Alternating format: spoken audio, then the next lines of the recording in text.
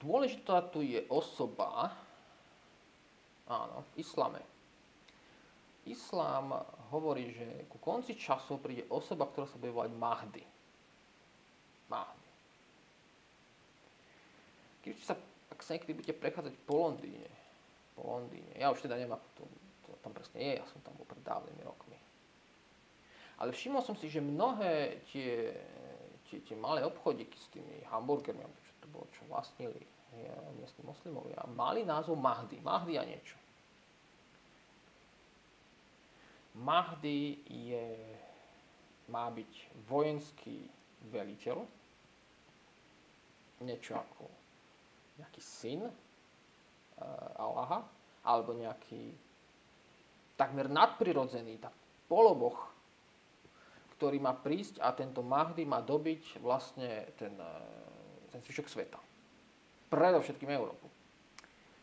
Moslimovia majú proroctvo, neviem, či ho vyslovil už Mohamed, alebo niekto hneď po ňom z týchto prvých vodcov islámu. A to proroctvo znelo, že najprv dobijeme Konštantínopol a potom dobijeme Rím. A keď v 16. storočí dobili Konštantínopol, tak to brali tak, že toto je vlastne splnenie prvej polovice tohto ich proroctva.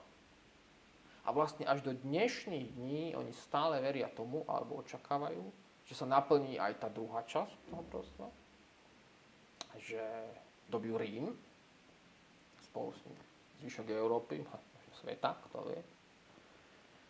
A že to bude práve tento Mahdi, kto príde a ten Rím dobije.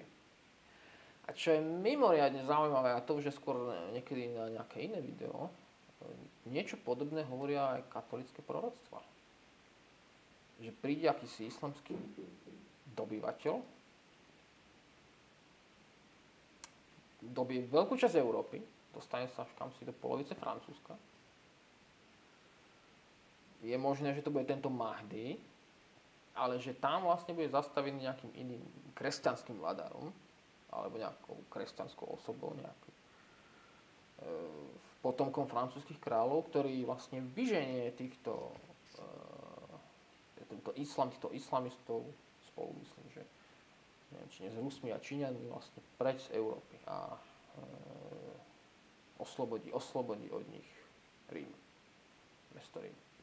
A dosadí pápeža vlastne. Katolické kresťanstvo vlastne bude pokračovať aj ďalej.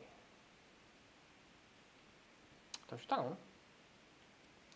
Tento Ridvan Ajdemir teda nemá moc pekné slova ohľadom toho islamu. Hovorí, že to je stupidné, ignorantské, nenávistné náboženstvo, obzvlášť k ženám. Je to neskutočne sebavedomé náboženstvo, plné nepriateľstva k tým, ktorí nie sú jeho príslušníci. Mám jednu osobnú skúsenosť ohľadom žien a islamu. Takú celkom zaujímavú, musím povedať, nečakanú. Bol som na jednej dovolenke, v hoteli na pár dní, som tam sedel na raňajkách a taká pani prišla, taká tiež aj 40 rokov. Vyzerala tak trošku orientálne, ale čakal som, že to bude nejaká židovka. Nejaká taká pani. Tak si prisadla, tak sme sa dali do reči. A ona mi hovorí, že žije v Nemecku a že je z Pakistanu, že má pakistanské korene. Ja prekvapil, lebo naozaj nevyzerala ako Pakistanka, skôr ako tá Izraelka, by som povedal. A nemala samozrejme na sebe šátok. Tak vravím, tak sa pýtam pani, že či ste kresťanka, alebo čo? A ona nie, že ona je moslimka, čo ma naozaj prekvapilo.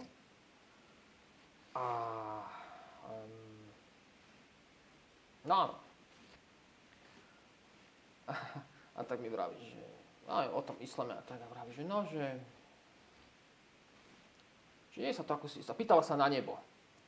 Že ako je to s tým nebom, že jej sa to zdá nespravodlivé.